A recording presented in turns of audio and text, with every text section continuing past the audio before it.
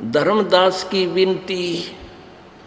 अब देखो, पहले तांडी पाक रहा था, परमात्मा की एक नहीं सुना था, और फिर ने गए भगवान ये परमात्मा मेरी बात पे ध्यान दियो, थोड़ा ध्यान दो महाराज। कहते धर्मदास की विनती समर्थ चत दीजो हो। ये समर्थ परमात्मा ध्यान दो, मैं तो मर गया कति। पुण्यात्माओं, जब ये ज्ञान हो जाएगा कि हम बहुत बूढ़े संकट में फंसे पड़े हैं, रात को नींद आनी बंद हो जाएगी आपको। कब तक? जब तक नाम नहीं मिलेगा। क्योंकि जिनको नाम मिल गया वो तो निश्चिंत हो गए, भाई हम काल तो बाहर हो गए, काल हमारे निकट आ नहीं सकता। परमात्मा कबीर जी के जो शरण में आगे और मर्यादा पूरी रखते हैं, उन पर काल का अटैक नहीं हो सकता। जब लग हंसा हमरी आना, काल लगे ना तेरा बाणा। जब तक ये हंस पुण्यात्मा मेरी मर्यादा में रहेगा, काल तेरा अटैक नहीं हो सकता। इस बात को वो काल भी मानता है कि हाँ, कबीर जी के हंस को हम कुछ नहीं कर सकते। तो पुण्यात्माओं, ये आपका सौभाग्य है कि आपको ये अनमोल ज्ञान जो 21 ब्रह्मांड में नहीं था, जो तुम्हें मिल रहा है, ये सौभाग्य है आपका। बोलो सतगुरुदेव सत साहेब। परम पिता परमात्मा पूर्ण ब्रह्म सर्व सृष्टि रचनहार कबीर देव जी अपने सतलोक स्थान से, उस रित धाम से चलकर इस काल के लोक में आते हैं। वो पूर्ण ब्रह्म तत्व ज्ञान का प्रचार करने के लिए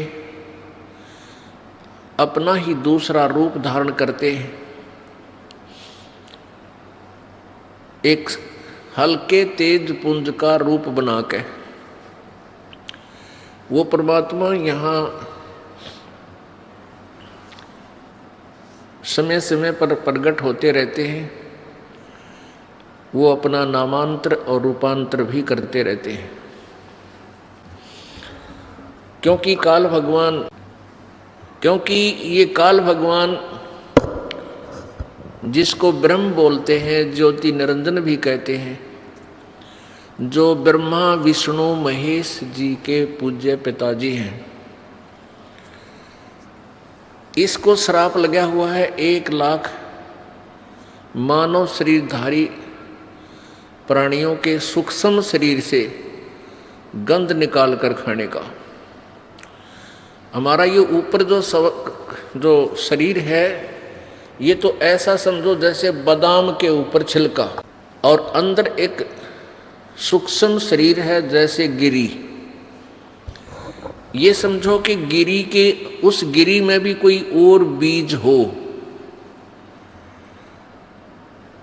ऐसा जानो।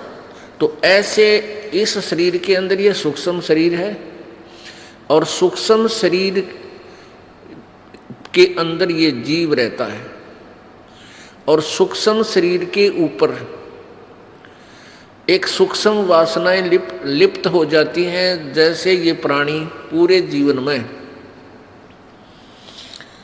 जैसा भी चटपटा आहार करता है, मांस खाता है, सुल्फा पीता है, शराब पीता है और अफीम खाता है, ये जैसे भी 36 व्यंजन खाता है, तो ऐसे वो सभी की वासना सूक्ष्म शरीर में लिप्त हो जाती है।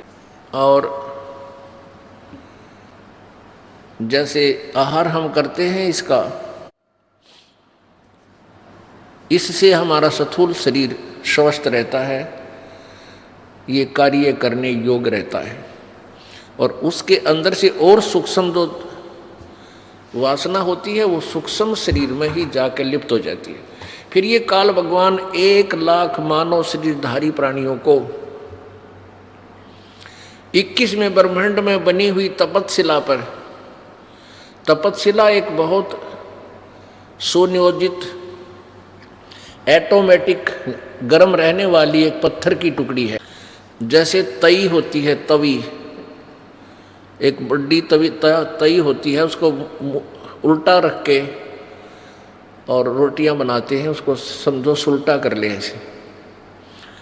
वो बीच से पातर टाइप है, चारों तरफ से ऊपर ने है जैसे कटोरी टाइप, तो उसमें 1,00,000 मानव शरीरधारी प्राणियों के सूक्ष्म शरीर, उन प्राणियों को सूक्ष्म शरीर समेत उसमें डाल देता है और वो ऑटोमेटिकली इतने गर्म कर देती है उस प्राणी के सूक्ष्म शरीर से, उस गंध को छुड़वाती है वो तपतशिला, यानी वो आँच, गर्मी, ताप। वहाँ पर जिस प्राणी ने अधिक व्यसन किए होते हैं, आप देखो इस काल की कितनी जबरदस्त चाल है। ये प्राणी इन बुराइयों पर ऑटोमेटिकली लग जाता है, स्वतः लग जाता है। जैसे हुक्का बना लिया और कितने तम्बाकू का पौधा ढूंढ लिया, इसने गधे भी ना खावे और इसने कूट छेद 1 घंटा। हमने देखे हमारे माता पिताजी और भी वहाँ आसपास के अड़ोसी पड़ोसी 2 घंटे तक मुसड़ मुखड़ में घेर कर दे मुसड़ पहले उसने काटे हैं, फिर उसका वहाँ गुड़ गाड़ घेर कर उसका खूब चूरमा सा बनावे और फिर ओका बनाया, फिर आग बनाओ, एक चलम लाए, उस चलम में 36 और जुगाड़ जोड़े और फिर उसमें बरका वो अड़ंगा और गुरुड़ ये स्वाद ले, यो मन ले सारे आनंद। तो ये जितना जिसने ज़्यादा तम्बाकू प्रयोग किया हो या मांस प्रयोग किया हो या शराब प्रयोग की हो, उसके सूक्ष्म शरीर में उतना ही गंध ज़्यादा डिपॉजिट होता है।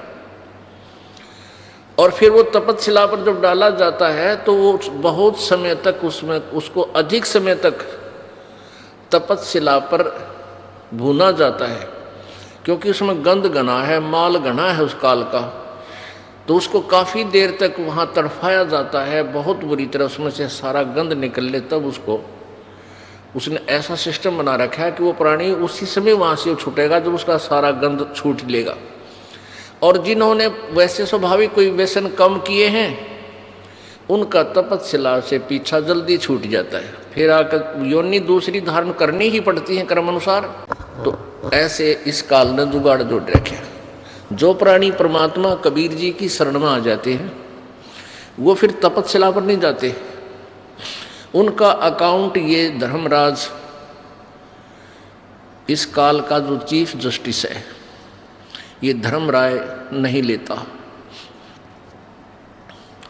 उसका उस भक्त का अकाउंट इनके पेपर से, इनकी बही से, इनके कंप्यूटर से ऑटोमेटिक निकल जाता है। तो कहने का भाव ये है कि जितने व्यसन आज समाज कर रहा है कलयुग में, इसलिए काल करवा रहा है कि ज़्यादा व्यसन करेंगे तेरा अच्छा भोजन बनेगा। तो पुण्यात्माओं, इसलिए इस काल भगवान ने सभी प्राणियों को मिसगाइड कर रखा है। सभी प्राणियों को, ब्रह्मा विष्णु महेश तक को भी यथार्थ ज्ञान नहीं दे रखा। इसको डर लगा हुआ है कि यदि इन सभी प्राणियों को अपने मूल स्थान का पता लग गया, ये सभी भाग जाएंगे, सभी दौड़ जाएंगे, यहाँ कोई नहीं रहेगा। दौड़ जाना वैसे आसान नहीं है, क्योंकि संत आवेंगे, परमात्मा कबीर जी आते हैं, वो फिर अपना यथार्थ ज्ञान देते हैं। तो काल ने ऐसा सिस्टम बना रखा है, हम इतने अज्ञानी बना दिए कि हम अपने परम पिता के साथ ही वाद विवाद करना प्रारंभ कर देते हैं और उस परम पिता की उस यथार्थ कहानी को हम सुनना भी नहीं चाहते और हम काल के जाल में रह जाते। परमेश्वर कबीर जी आते हैं, जैसे तैसे करके वो इस कलयुग के अंदर प्रत्येक प्राणी को, जो मानव शरीरधारी प्राणी होगा, पुण्यकर्मी प्राणी, वैसे तो कलयुग में पुण्यहीन प्राणियों का जन्म होता है, पुण्यहीन प्राणी आते हैं। और वैसे दूसरे दृष्टिकोण से देखेंगे कि वो बहुत ही अच्छे खुशकिस्मत वाले होंगे। अब पुण्यहीन और खुशकिस्मती, ये दोनों का कैसे मेल है? जैसे आप देख रहे हो कि एक प्राणी बहुत बड़ा सेठ है, धनी है, कार है, फैक्ट्री है, या कोई अच्छा अधिकारी है, या कोई मंत्री, मुख्यमंत्री, प्रधानमंत्री बना हुआ है, और एक गरीब आदमी है, रिक्शा चलाता है, मजदूर है, किसान है, दुकानदार, हैंड टू माउथ है, और दोनों का ही जन्म इस कलयुग में है। तो पुण्यहीन तो वो हैं जो आज जिनके पास खाने का भी आहार समय पर नहीं मिलता, लेकिन वो खुशकिस्मत इसलिए है कि उनका जन्म इस समय है, ये भक्ति युग में है, भक्ति काल में। तो ये कैसे पुण्य है, कैसे शुभ कर्म है, कैसी अच्छी किस्मत है। दो प्रकार के कर्म हैं। एक तो धार्मिक कर्म यानी पुण्य जिनको कहते हैं, पुण्य यानी धर्म किया हुआ, दान, और दूसरा भक्ति कर्म। आप जी के भक्ति कर्म अत्यधिक थे, बहुत अत्यधिक थे, लेकिन आपका जो दान कर्म नहीं थे, तो आपको जन्म भी मिला आपकी भक्ति कर्म के कारण, लेकिन आपको समय पर रोटी भी नहीं है, ना कोई सुख सुविधा है, आपत्तियां भी आप पर दिन आ रही हैं। तो ये आपत्तियां आपके लिए एक वरदान बनेंगी।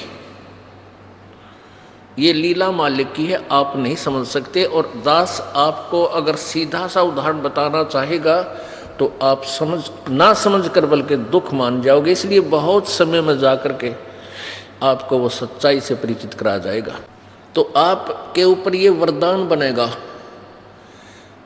इसलिए आप पुण्यकर्मी प्राणी भी हैं और पुण्यहीन, आप शुभ अच्छी किस्मत वाले भी हो और पुण्यहीन भी हो। वो पुण्यहीनता के कारण आपके ऊपर आपत्तियां आवेंगी, और उन आपत्तियों के निवारण के लिए आप इधर उधर भटकोगे, कोई माता पे, कोई मसाणी में, कोई गुरुद्वारे में, कोई मंदिर, कोई मस्जिद में, लेकिन वहाँ आपको कोई राहत मिलने वाली नहीं है, मिल ही नहीं सकती। क्योंकि सतयुग त्रेता द्वापर में, सतयुग त्रेता द्वापर में कबीर परमेश्वर जी ने अधिक जीव ना ले जाने का प्रॉमिस इस काल से इसलिए किया था कि ये प्राणी सतयुग त्रेता द्वापर तक इस पर विशेष आपत्तियां नहीं आएंगी, और आपत्तियां आएंगी तो इनके पिछले पुण्य बहुत हैं, उनसे उनका निवारण होगा। और ये भोली आत्मा समझती रहेंगी कि मैं जो वर्तमान में साधना कर रहा हूं, इस साधना से मेरी आपत्ति टल गई। इस कारण से वो कबीर परमेश्वर द्वारा दिए गए यथार्थ ज्ञान को स्वीकार नहीं करते। अपनात्माओं, जैसे एक टटेरी पक्षी का वर्णन आता है महाभारत के अंदर। महाभारत का युद्ध कुरुक्षेत्र के मैदान में होने को तैयार था, सेनाएं आमने सामने आ गई। उधर से एक टटीरी पक्षी ने उस कुरुक्षेत्र के मैदान में अंडे उत्पन्न कर दिए, और उसने देखा कि तो चारों तरफ से सेनाएं इकट्ठी होकर आ रही, यहाँ तो बहुत कुछ उपद्रव होने जा रहा है। तब उसने परमपिता परमात्मा से अर्ज लगाई कि हे प्रभु, मेरे बच्चों की रक्षा करना, रोक है, कोई विकल्प नहीं था। तो परमात्मा पूर्ण ब्रह्म ने, सत्य पुरुष ने इंद्र के लोक से इंद्र के हाथी का गले में लटका हुआ, गले में रहता है एक बहुत बड़ा घंटाड़ा, बोला जैसे मंदिर में टाली सी बजाया कर आपने देखा हुआ, घंटी बजाते हैं, एक बहुत बड़ा घंटा हाथी के बांधा जाता है। उसको बताते हैं वो 88,000 मन का था, 88,000 मन, एक मन 40 किलो का, और वो ऊपर से आकर के उन अंडों के ऊपर परमात्मा ने रख दिया। महाभारत हो गया। अग्नि बाण चले और 18 करोड़ आदमी मारे गए, लेकिन टटीरी के अंडों के आंच नहीं आन दी परमात्मा ने। अब पुण्यात्माओं, उस पक्षी जीवन में वो टटीरी किसी इष्ट की पूजा नहीं करती थी और फिर भी उसकी रक्षा कर दी। तो वो जब मनुष्य शरीर में थी, किसी जन्म में वो कबीर परमेश्वर के चरणों में रही थी वो आत्मा, और उसकी पुण्य चलते चलते मनुष्य जीवन भी एंड हो गया। अब पक्षी जीवन में भी आकर के उसके कुछ ऐसे पुण्य शेष थे जो प्रभु ने उसकी रक्षा कर दी। अब मनुष्य जैसे सतयुग त्रेता द्वापर में या वर्तमान में जिनके पुण्य अभी शेष रहते हैं और वो जैसी भी साधनाएं कर रहे हैं, वो सोचते हैं कि जो आज हमें सुख सुविधा प्राप्त है, जैसे ये दास पहले लोक वेद के आधार से हनुमान जी का पुजारी था, परंपरागत बाबा श्याम जी की पूजा भी थी, वो भी करते थे, और भगवान श्री राम, श्री कृष्ण जी, भगवान विष्णु और शंकर जी के हम गणे करड़े उपासक थे। कट्टर यानी विष्णु जी को विशेष महत्व तो ये दास देता था।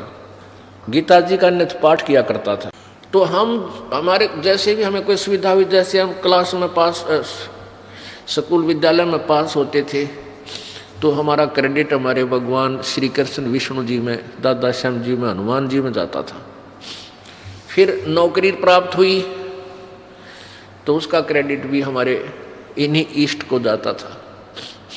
फिर संतान हुई, पुत्र पुत्रियां हुई, तो हम ये सोच रहे थे कि ये सब सुविधाएं हमारी इन पूजाओं से हैं जो हम वर्तमान में कर रहे हैं, मंगलवार के व्रत हैं और गीता जी के पाठ थे और जन्माष्टमी को व्रत रखा करते थे। तो अब ये पता चला कि ये हमारे पूर्व संस्कारों का प्रतिफल हमें मिल रहा था। वर्तमान की जो साधना थी वो सारी शास्त्र विरुद्ध थी, उनसे कोई भी लाभ हमें होने वाला नहीं था। लेकिन जब तक हमारे पुण्य चलते हैं तब तक हम यही सोच रहे होते हैं कि जो हम क्रिया कर रहे हैं बिल्कुल ओके है, और कोई दूसरा समझाने की चेष्टा करता है उसके कान्ना पर गटाड़ देते हैं कि नहीं नहीं आप गलत कह रहे हो। पुण्यात्माओं, ये दास आपको बहुत बार बताता है कि जो पुण्यकर्मी प्राणी होते हैं उनको भक्ति जिनकी अच्छी होती है, पुण्यकर्मी प्राणी होते हैं, उनको परमात्मा की चाह बनी रहती है। 2 प्रकार से मानव शरीर प्राप्त होता है। 2 प्रकार से मानव शरीर प्राप्त होता है। एक तो टर्न वाइज, क्योंकि काल भगवान को कबीर परमेश्वर जी ने श्राप दे रखा है कि तू 1 लाख मानव शरीरधारी प्राणियों का आहार करेगा और 1.25 लाख की उत्पत्ति किया करेगा। जिस कारण से ये विवश हो गया हमें मानव शरीर देने के, नहीं तो ये मानव शरीर भी नहीं देता। ये इतना जालिम है, ये इतना धोखेबाज है, ये हमें मनुष्य शरीर देता ही नहीं कहीं इनको पता ना लग जाए। और परमेश्वर को ये मालूम था कि इनको मानव शरीर मिलेगा तो मैं जा कर के किसी ना किसी